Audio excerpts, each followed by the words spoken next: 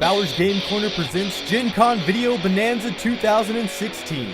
Brought to you by Gutshot Games and their Gen Con release, Headhunters, a collectible card game and a collectible toy. And Shoot-Again Games, makers of Looting Atlantis and Conspiracy. Look for Pinball Showdown on Kickstarter soon. Also brought to you by the generous support of these companies and our fantastic Kickstarter backers.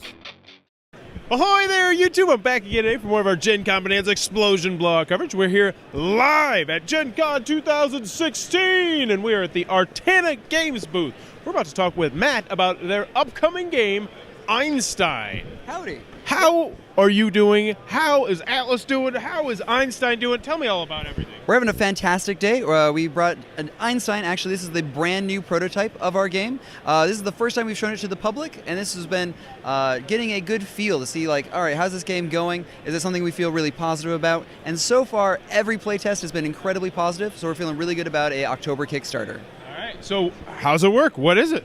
So Einstein was actually a very varied individual. So the idea is that each player plays a different stage of Einstein and throughout his life. So we have young Einstein, Einstein Prime, globetrotting Einstein, and wise Einstein. So these Einsteins are working across time to develop a variety of theories and try and get the most prestige by the end of the game.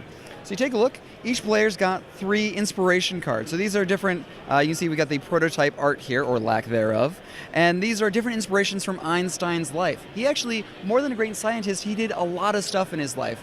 He was very political, he loved playing piano, he loved sailing boats, and all of these inspirations helped form his thoughts together, really contributed to his scientific theories that he created. So each of these cards, these inspiration cards, also has a theory on them. That's the combination of these shapes in a particular combination and orientation. And all of this you'll see in your supply here, each player has a variety of shapes that can be placed in a different orientation.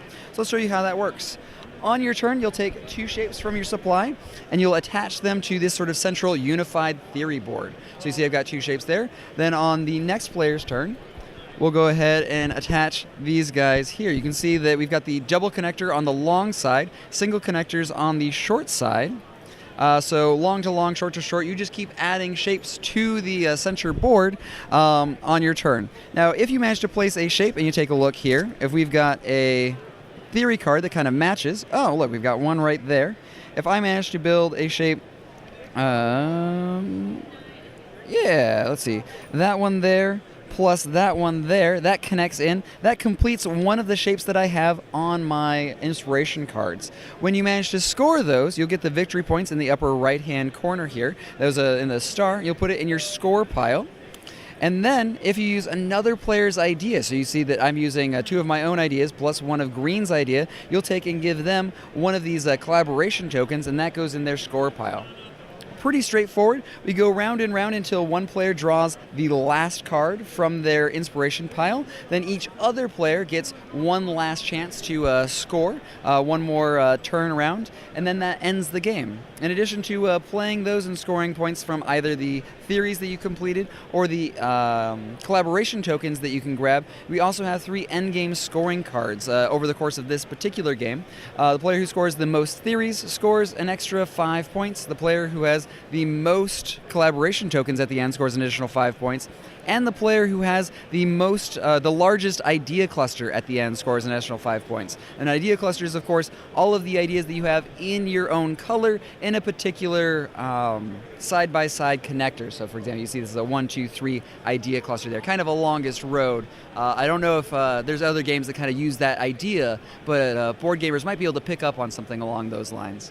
And that's the basics. That's the base core of the game. I love this because it feels like it should be an abstract game, but you somehow shoehorn this theme into it, so it just seems completely... It works. You can really see Dirk, the designer, he really loves nonfiction. He's a huge history buff, and every card has a lot of information about the different elements of Einstein's life. So you see we've got, like, when he was born in Germany, became a Swiss citizen, worked in the Swiss patent office. So we want to try and make sure that all those different elements really come through. We want to portray Einstein as not just a great scientist, but an interesting and unusual individual throughout his life. Very, very cool. So this is coming to Kickstarter in the future. How many players does it play and time length? It plays 2 to 4 players. We're actually really excited about the 2-player game. It's a very good heads-up play, and it takes about 25 minutes to play. We're demoing a shorter version here where you have 8 cards in your deck. We also have a few extra cards that can be placed in each player deck, so you can play a slightly longer game. But it still plays about 25 minutes regardless of player count and regardless of how often you've played it already. Very cool. That's coming to a Kickstarter near you in the future. Be sure to check that one out. If you're enjoying this Gen Con coverage, please be sure to click on the subscribe button down below. In the comments below, let me know. Give me an interesting Albert Einstein fact that is believable but incredibly false. Einstein had 7 cats, and each one was named after a different scientist that he did not like.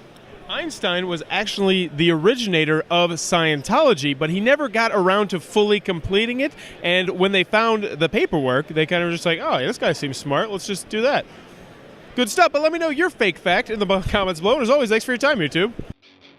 This was brought to you by Headhunters from Gunshot Games, Pinball Showdown from Shoot Again Games, these great companies, and fans like you.